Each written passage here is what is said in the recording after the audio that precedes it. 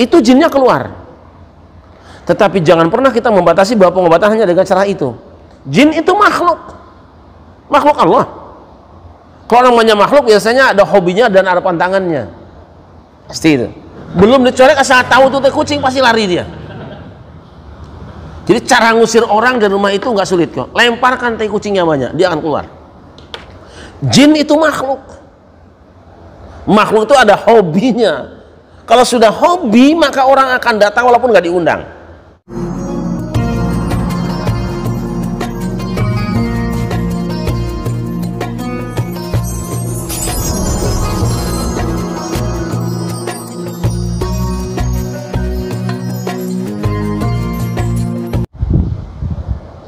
Kalau begitu berarti kita harus bicara tentang penyakit dulu.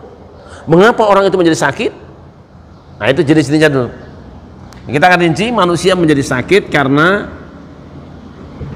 satu, kemasukan virus. Dua, kemasukan angin. Ketiga, salah urat atau tulang. Yang keempat, kemasukan makhluk lain. Ini aja nih, virus, angin, salah urat fisik, dan kemasukan virus. Tadi termasuk dalamnya kita sebutnya saja makhluk lain seperti cacing segala macam lah ya, masuk di situ aja. Jangan digabung ke sini takut terlalu berat nanti. Kasihan, mosok cacing berteman sama jin kan ya. Ini dia. Manusia bisa menjadi sakit tubuhnya,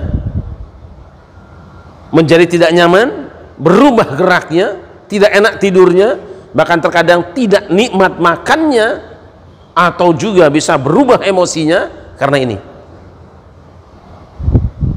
Adanya virus yang masuk ke tubuh, masuk angin, salah urat atau seleo, salah tulang. Masing-masing ini ada cara pengobatannya. Virus, serbo deh di rumah sakit, dokter. Masuk angin, kerokan lah. Ini kerjaan duit, benggol. Salah urat, Cimande, Haji Naim.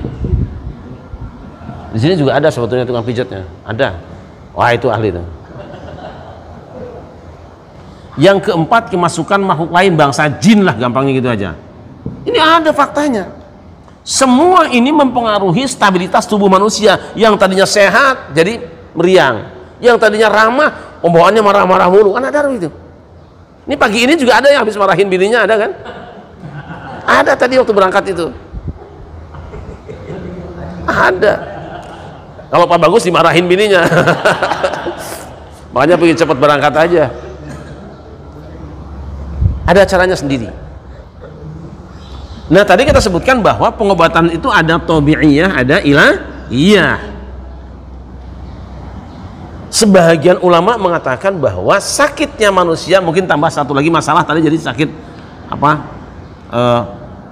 karena masalah, kemasukan masalah lah. Ini tambahin satu lagi biar lengkap lah. Ini karena kemasukan masalah. Ini juga bikin sakit, stres. Nah, sebagian kecil ulama mengatakan bahwa obat Al-Quran, fungsi Al-Quran sebagai obat hanya pada masalah ini, masalah kerohanian, batin, hati. Tetapi mayoritas mengatakan Quran bukan cuma ngobatin masalah hati, ngobatin ini juga bisa. Dan itu dipraktikkan oleh Rasulullah SAW. Tentu tidak semuanya, karena yang namanya pengobatan itu berubah dan berkembang sesuai dengan perkembangan zaman. Nah, kan sudah sering disampaikan ya, orang kemasukan jin, orang kemasukan makhluk jahat, sebenarnya bisa juga dia diobati secara tabi'iyah. Jangan kaku kita. Rasulullah mencontohkan dengan para sahabatnya bahwa ketika ada orang yang kemasukan jin, bacakanlah surat Al-Fatihah, awal Al-Baqarah dan seterusnya. Itu jinnya keluar. Tetapi jangan pernah kita membatasi bahwa pengobatan hanya dengan cara itu. Jin itu makhluk Allah. Kalau namanya makhluk biasanya ada hobinya dan ada pantangannya, pasti itu. Oh. Hobi dan pantangannya tidak sama, tetapi ada yang hobi secara umum dan ada pantangan secara umum. Orang Indonesia hobinya makan nasi, tapi ada juga, itu disepakati ya, ada pantangan yang disepakati. Kira-kira apa yang kita sama-sama tidak doyan makan? Yang sama-sama nggak doyan. Kadang-kadang kan ini doyan, ini enggak. Daging kambing ada yang doyan, ada yang enggak. Daging ayam ada yang doyan, ada yang enggak. Ikan ada yang doyan, ada yang enggak. Tapi ada sesuatu yang sepakat kita tidak makan. Apa? Tai kucing misalnya. Ada yang makan di sini?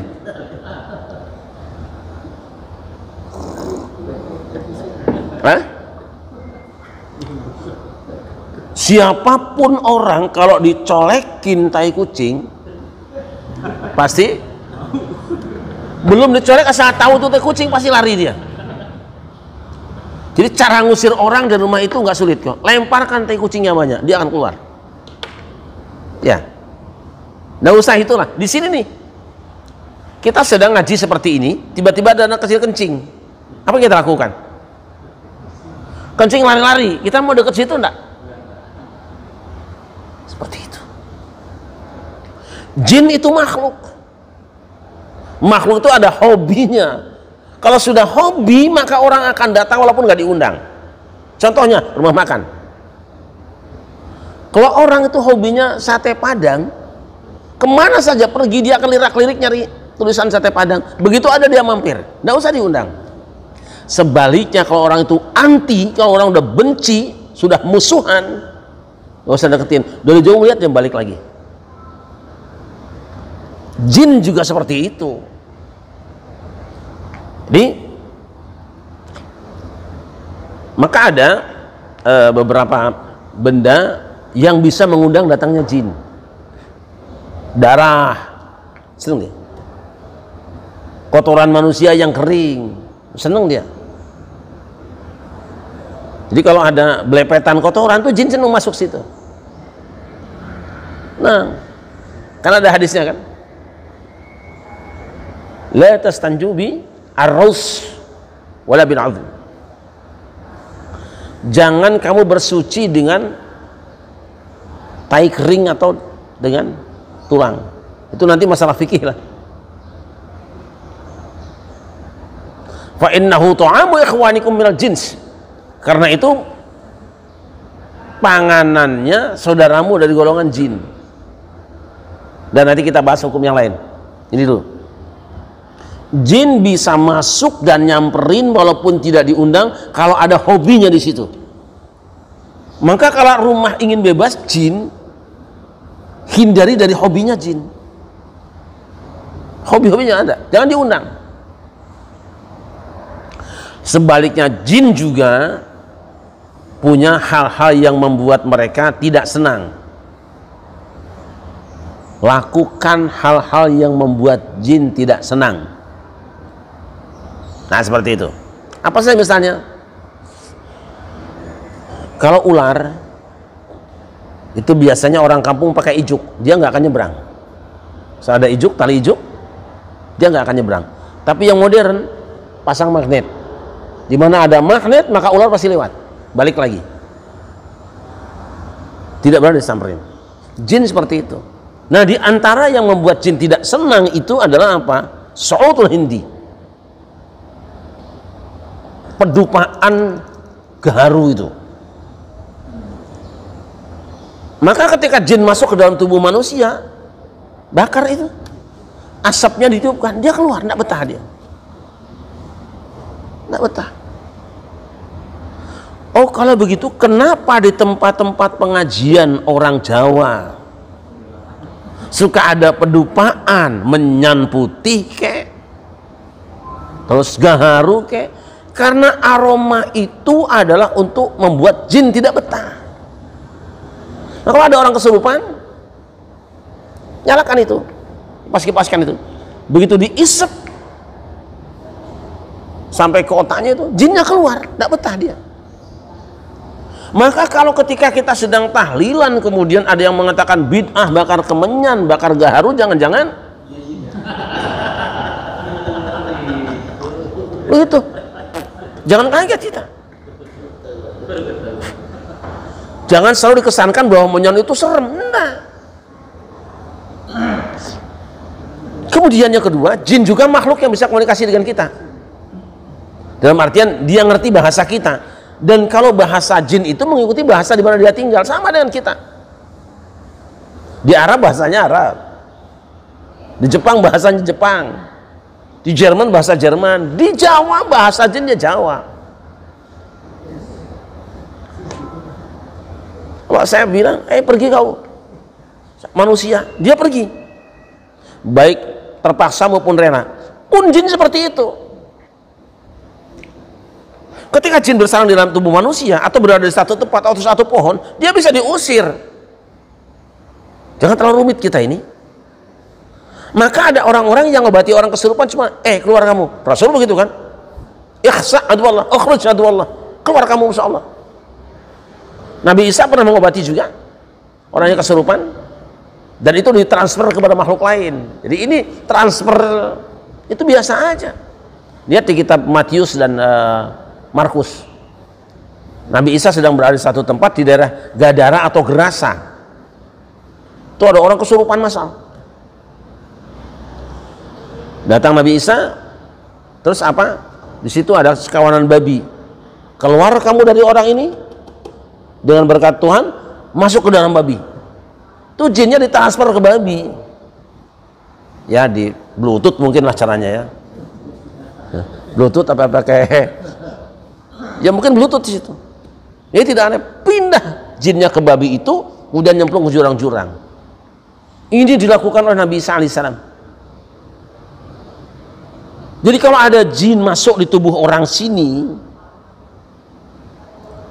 tidak mesti menggunakan baca Al-Quran, tidak mesti dengan pedupaan. Dia bisa diusir langsung, bisa, dengan catatan yang ngusirnya berwibawa di hadapan dia. Dia percaya diri. Tentu lebih baik kalau kita bismillahirrahmanirrahim dengan berkah Al-Fatihah, keluar kamu jin. Kalau kitanya meyakinkan. Tapi kalau kitanya juga ketakutan, jin cuek aja, biar ini udah takut loh, keringetan loh. Dia kayak keringetan loh. Ini gue belum kelihatan nih, udah keringetan dia nih. Dia keluarlah tapi gini gemeter. Ya jin cuek. Bahkan kadang-kadang ketika orangnya itu gemetaran karena jiwanya goncang, jinnya pindah ke dia. Makanya tidak sedikit orang yang ngobati kesurupan malah dia sendiri kesurupan. Kan kalau sudah connect Bluetooth itu biasa langsung nembak sendiri kan. Kalau yang udah biasa itu, kita Bluetooth di mobil kan biasanya dibuka karkit dulu kan. Tapi udah biasa begitu klik ya udah langsung masuk aja, nembak aja dia. Tidak usah diklik lagi, tidak usah disambungkan lagi, sudah tersambung aja.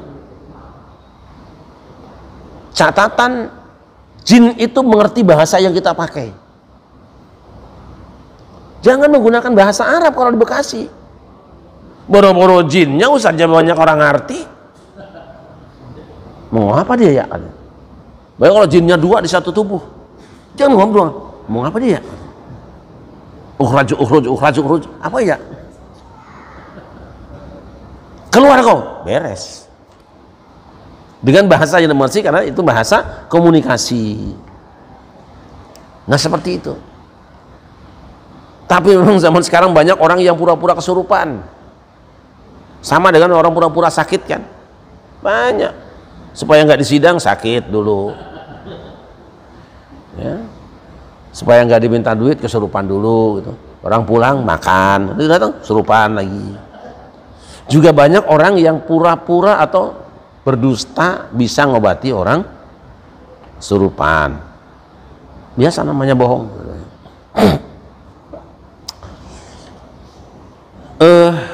Ini ya. Quran itu syifa'un wa rahmatun. Obat atau penyembuh dan rahmat. Jadi pengobati orang kesurupan jin berapa biji? Kesurupan jin atau orang yang kena santet, pokoknya yang berhubungan dengan bangsa jin itu ada berapa cara? Satu, dengan cara dibacakan ayat-ayat Al-Quran atau doa, ruqyah. Yang kedua dengan berdupaan. Yang ketiga dengan pengusiran, ya kan? Pengusiran. Itu 3 paling tidak.